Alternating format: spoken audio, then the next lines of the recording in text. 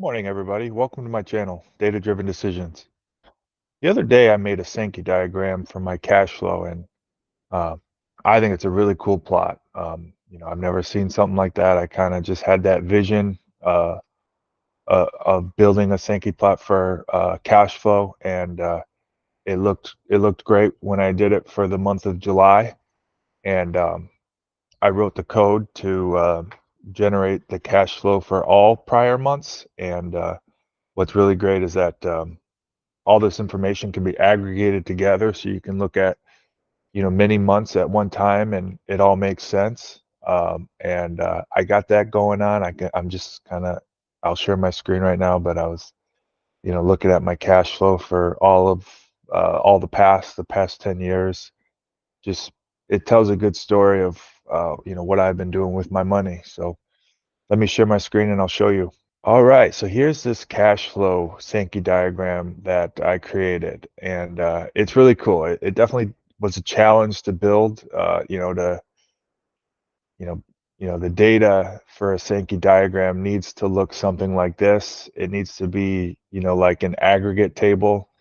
So basically, it's a table with 3 dimensions aggregated across all three, and then it shows a metric value. And each value represents the path width. Uh, um, so you know for taxes paid, you see 284.25. That's the same number right here.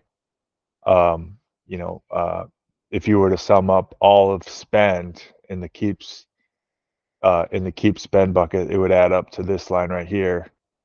But right now we're focusing on just the 100 past month. Let's take it back even further to show everything.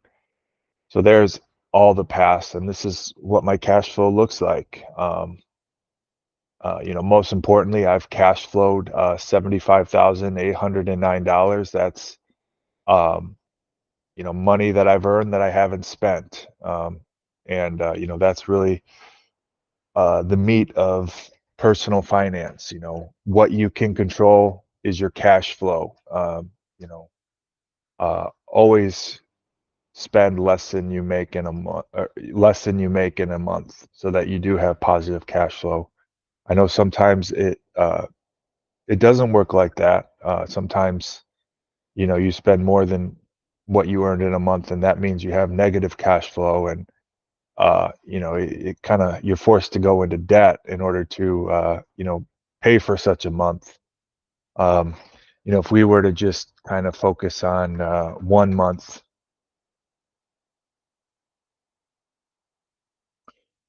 for instance, you see the cash flow is negative for this, and it does kind of mess up the plot. It makes it turn a little wacky, um, because there's negative numbers. But that's what makes it difficult in the month, and I'm trying to design it so that when there is a negative cash flow month, it kind of shows that credit had to be put into the mix in order to cover the cash flow loss. Um, let's find a really bad month.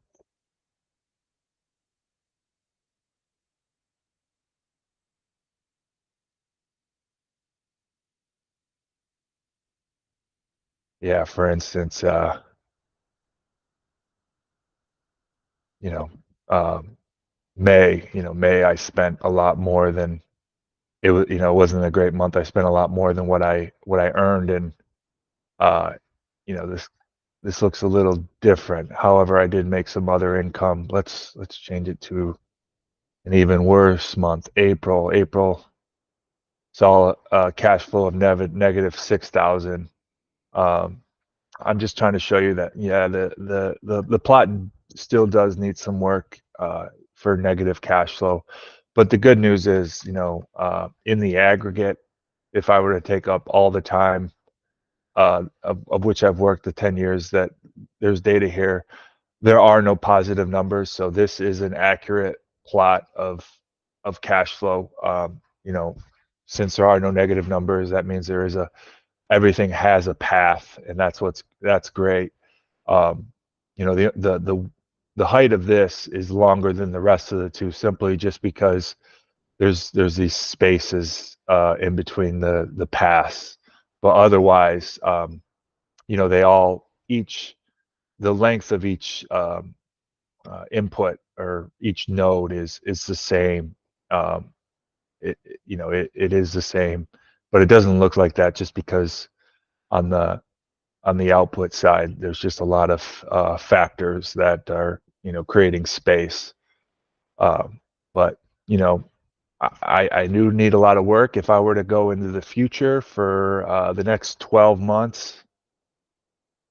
I'm not really cash flowing much money. Unfortunately, I'm cash flowing negative 5,000, and I definitely need to fix that. I got to figure out how to spend less in the future um, to produce a positive cash flow. Um, so there's a lot I need to do to get better and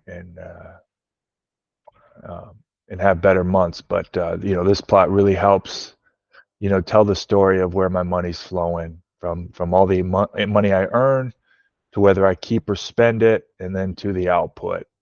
Um, I'm not keeping enough money, and I can solve this problem two ways: by making more money and by spending less money, and that's what I hope to do. I hope to um, somehow bring in more money through DoorDash. I just signed up for DoorDash. The money's not good for that, but um, it is money, and it does help. I've done it before in the past when I was doing Dave Ramsey and getting out of debt, and that really helped accelerate it. But what's more in my control is spending less. And I do own a home. I have a truck. I do have hefty expenses, but I have been, ever since I've really been honing in on my finances for the past 2 months, I've really gotten a lot better with my finances, and I'm very thankful for that. So I'm just going to keep studying my finances, and it definitely just leads to improvements month in and month out. I have far less reckless spending. I know what recurring expenses I have. I don't have any that I don't want. So, I recommend everybody really keep a close eye on your finances, because that's really the best way to, um, to be good at it. Is to measure it. And I hope all my videos inspire you to uh, focus more on your personal finance and do better for yourself. So that's that for this video. I hope you like this cash flow Sankey diagram. I've never seen it before. It's just something that I thought of, and I really like it. It looks good and it makes sense. So stay tuned for more. Have a good one.